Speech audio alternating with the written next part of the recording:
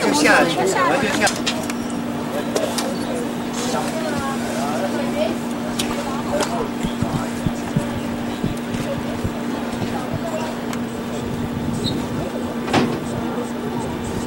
落嚟冇？係咪行落去啊？喂。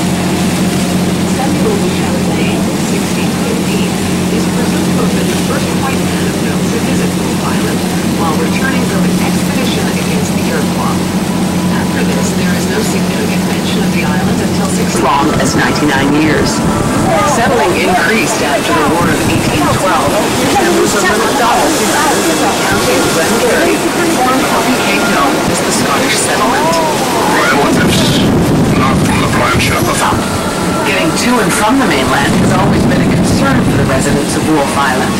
The first regular ferry was established in 1802 by islander Sam Hitchcock. A good man by any standard. In 1904, the township took over the service, and then in 1964, the Ontario provincial government began oversight, which stopped ice swarming along the passage that the ferry takes. Genius! Probably. And previous, of course, to this were the horse-drawn sleighs that you speak of. The merry-go dock on the island with a cargo of provisions and materials, often without a driver, as Tricky enjoyed a pint with the lads. A man after my own heart. And a smart horse. We will take a short break and then resume our commentary. Please have a refreshment and enjoy the heavenly scenery. When we are set to resume, the ship will make this sound. Thank goodness, all this thought has conjured up for me a powerful thirst.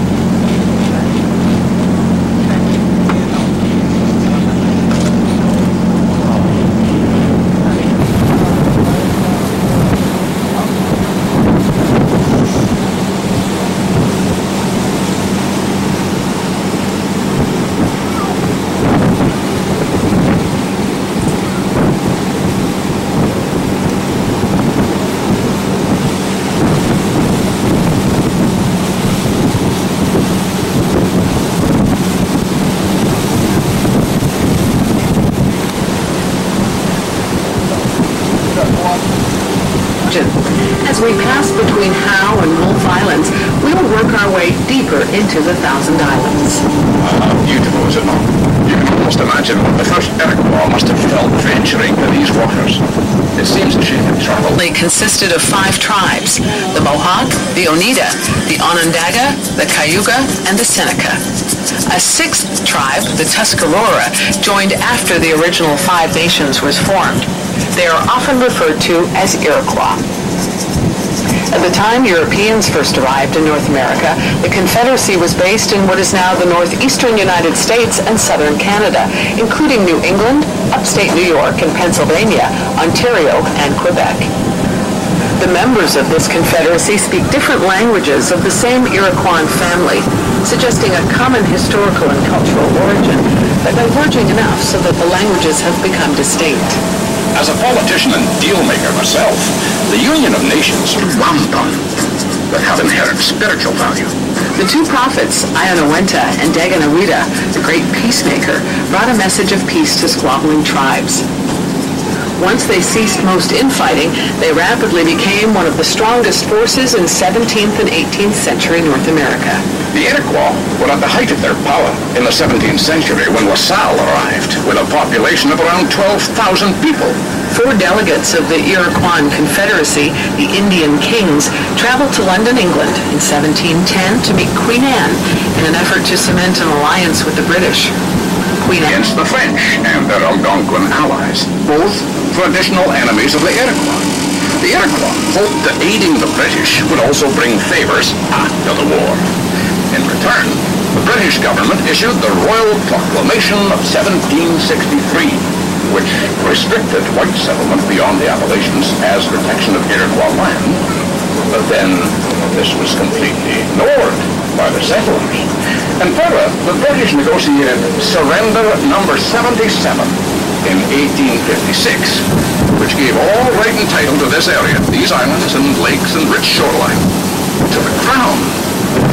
The proceeds from the sale or lease of these islands to private owners, which was eagerly pursued, were to be held in trust to be credited to the tribes with interest from these funds to be regularly distributed. Along the river were many different tribes who believed in the Great Spirit or Manitou. It is said that one day the Great Manitou came down from the heavens and spoke to all of the tribes. He told them that if they stopped their warring amongst each other, that as a reward, he would create a paradise for them to enjoy. Together, the tribes made a pact to stop their fighting. True to his word, the Manitou created a paradise for them in the middle of the Great River. For many years to come, the tribes enjoyed their paradise in peace and tranquility. As all too often happens, I saw it in Parliament and politics, the tribes started to bicker and quarrel, and finally started warring again. The great Manitou was angered by what was happening and came down from the heavens to take the natives' paradise away from them. The Great Spirit gathered paradise in a large buffalo hide and started back toward the heavens. As the Manitou was ascending, the hide broke open and thousands of pieces of paradise fell back into the river, giving us the phenomena you see before you today. Kingston and the Thousand Islands. At this point, we will be taking a musical interlude in our tour, and will return with stories of life in the islands. Please relax, enjoy, and take in the heavenly scenery. When we are set to resume, the ship will make this sound.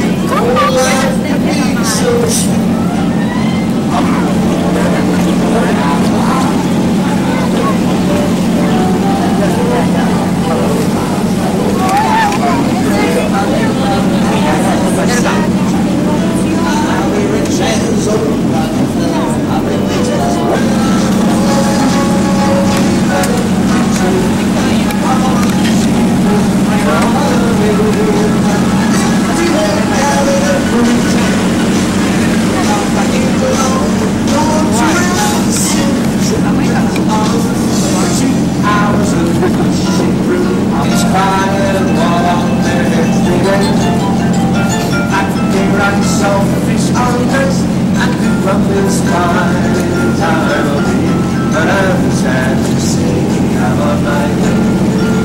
I will be back hard with me again. My heart is down, my head is turning around. I had to leave that little girl in Kingston town. See you there, honey.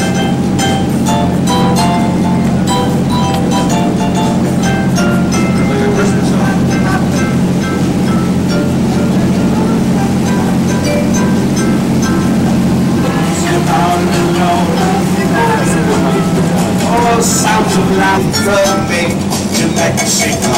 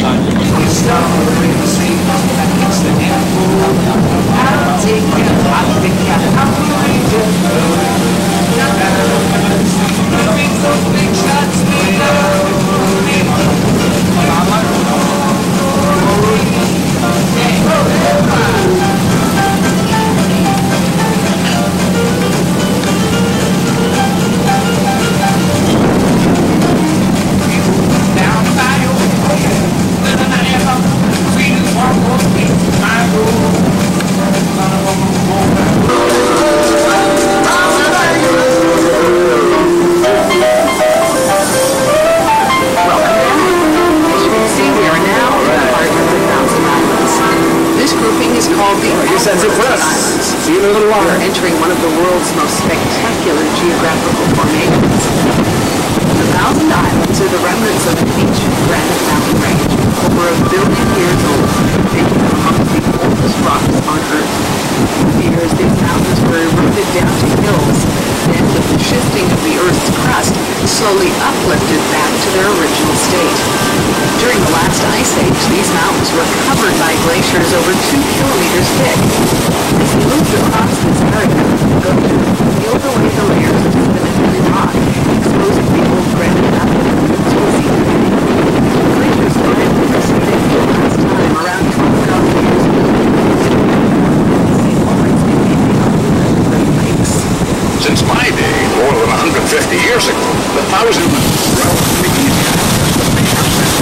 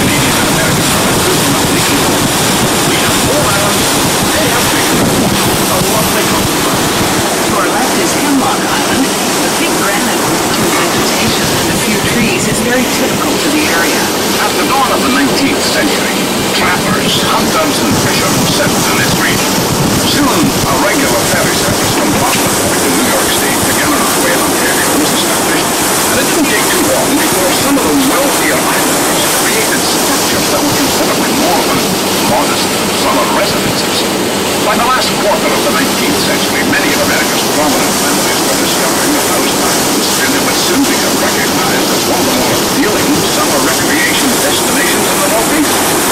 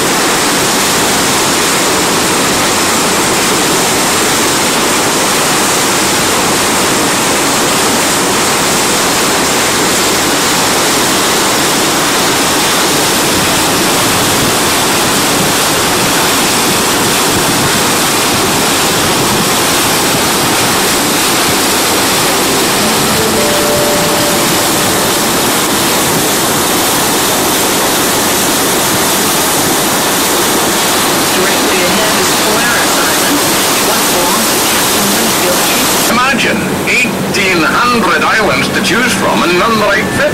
Spoiled? Never. To our right is Hay Island, which has belonged to Robert Russell, the American author of Match an Angel and The Island. Russell was an avid fisherman and boater, yet he had been blind since the age of 5. His handicap didn't deter his enjoyment of his island and its beautiful surroundings. He knew every rock and tree and navigated his way around in relation to a bell at the end of his dock. He always knew where he was in relation to his time.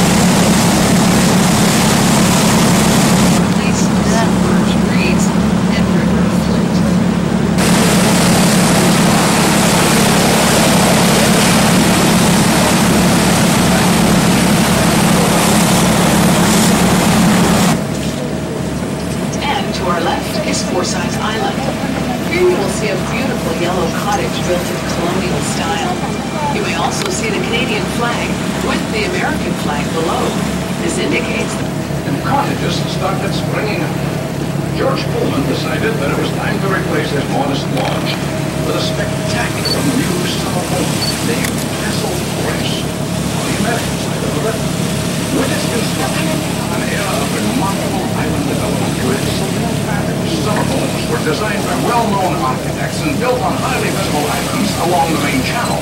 Cottage communities began to spring up along the mainland waterfront and on the shores of larger islands.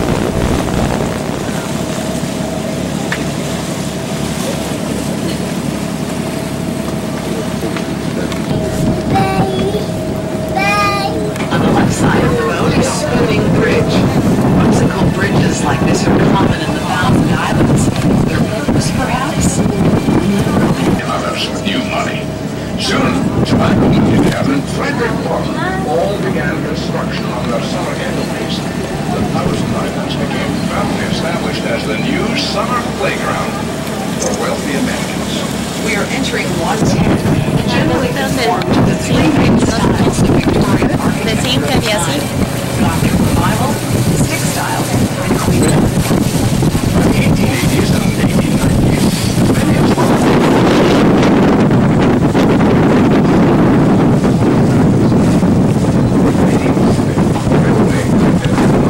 wanting to see the islands became more profitable, creating the first tour boat operator in the region.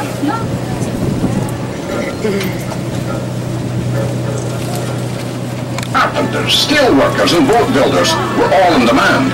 Lumber yards, quarries, hotels, and restaurants were opened, and commercial boat building continued to prosper. Today, most of these islands are closely held and cherished by families that have owned them for generations. Because an island is sold so infrequently, make sure your bank account is fat. On our left is Terrace House, built by Mr. Pitts, a local carpenter from Gananoque. It's a very good example of the Queen Anne style of architecture. On our right is Stone's Throw Island. The owners wish to enlarge the use of anchors because of this, and also forbid building on islands of less than 2 acres, mainly because of the space required for septic tank systems. Islands not able to accommodate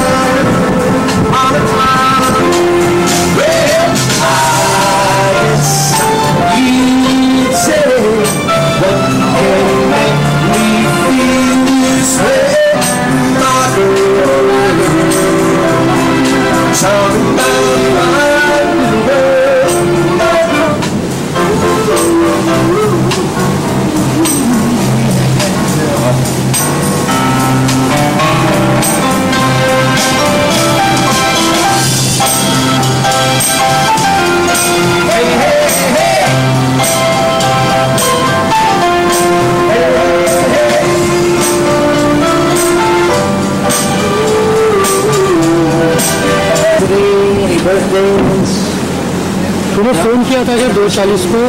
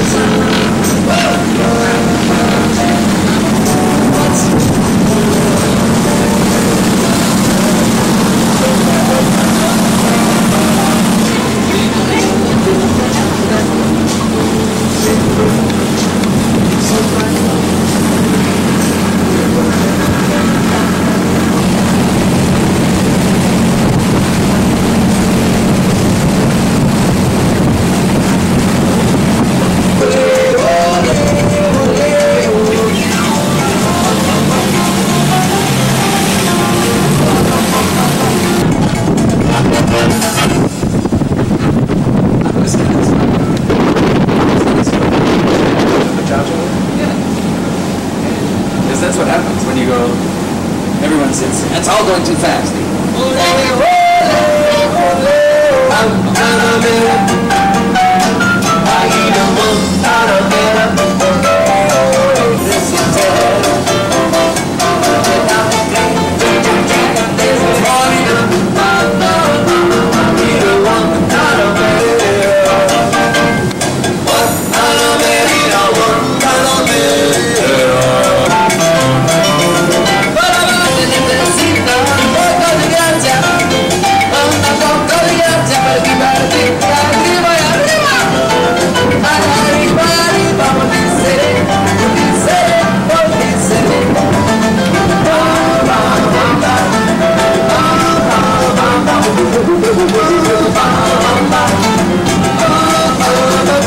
But I can't get a cigarette because there's no smoking. All he says she gets you down again.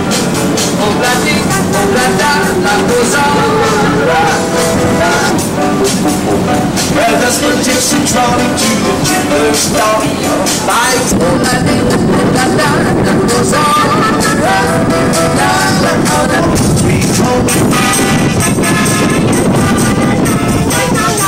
Like it's in the yard.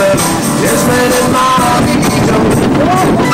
Molly stays here on the does her pretty face. Oh, yes, I've seen her island, yeah. Oh, you see their island? I see it. This very specific location, at the very beginning of the St. Lawrence River. I'll give you a hint. I'll give you a hint. We're soaking in it right now. This is the very beginning of the St. Lawrence River right here, at the end of the Great Lakes, at the very beginning of the St. Lawrence River, at this particular spot. Oh, we just went over the speed bump. Yeah, there it is. Oh, there we go. Now we're in the lake. Now we're in Lake Ontario and heading towards Kingston. So there you go. We hope you had a wonderful time in the river past today, everybody.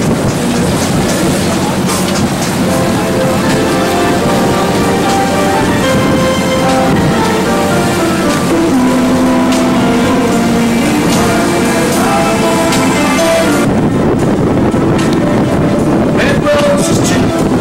The red roof. I see blue from the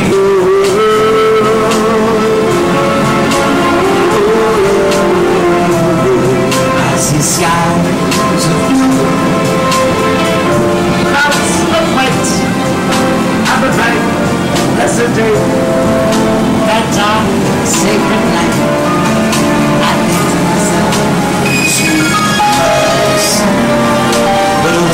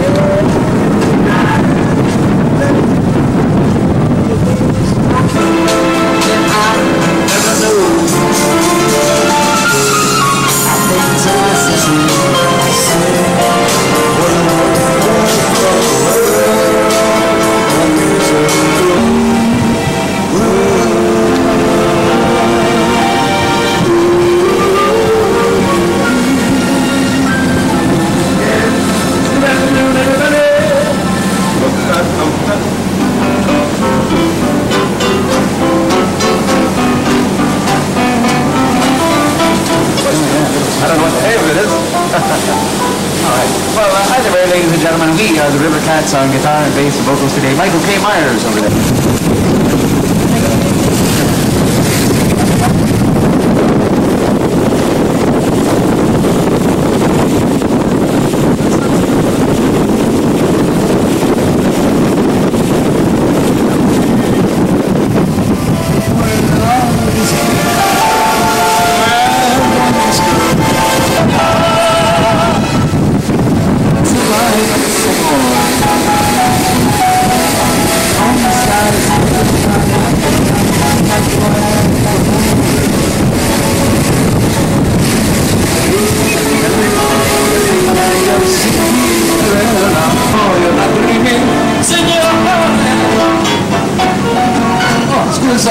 What you see, like an organ.